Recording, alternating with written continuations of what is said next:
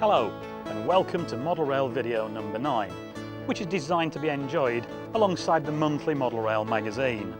We've got another great programme, packed with tips, technique, inspiration and the real thing, old and new. All designed to inspire and enhance your enjoyment of this great hobby of ours. Today, we've come to Alstom's Midlands Test Centre at Asfordby to see Virgin's Pendolino on test. Virgin has already established the Pendolino as Britain's flagship train for the future.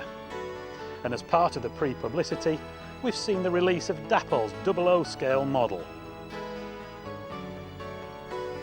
We'll be taking a close look at the huge 00 gauge Blair Athol layout and also at the rather smaller but equally impressive Melford, also in 4mm. Dave Lowry shows you how to get to grips with low melt soldering and make a really great job of it, whilst Alan Downs shows his unique way of making buildings, using plastic sheet. Chris Lee's been hard at work detailing buildings, including a famous and rather magical castle.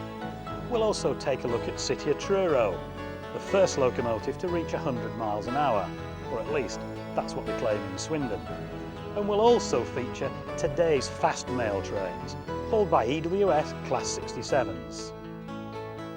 Alstom's Pendolino is the new generation top-link tilting train for express passenger service between London and Glasgow on the prestigious West Coast Main Line for Virgin.